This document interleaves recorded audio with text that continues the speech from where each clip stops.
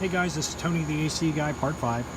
I went ahead and opened up the pack for the refrigerant leak sealer.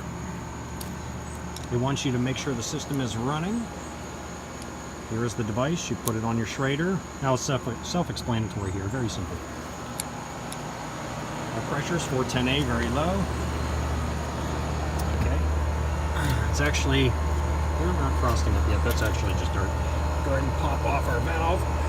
Schrader. That's a vertical design. We'll go ahead and spin this right down on like so.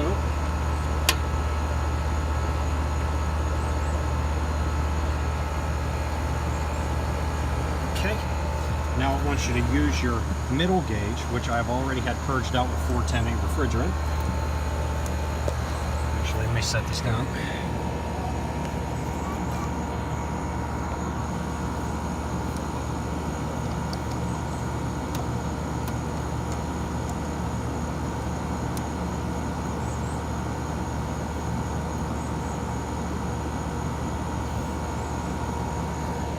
And hopefully we could see this transfer.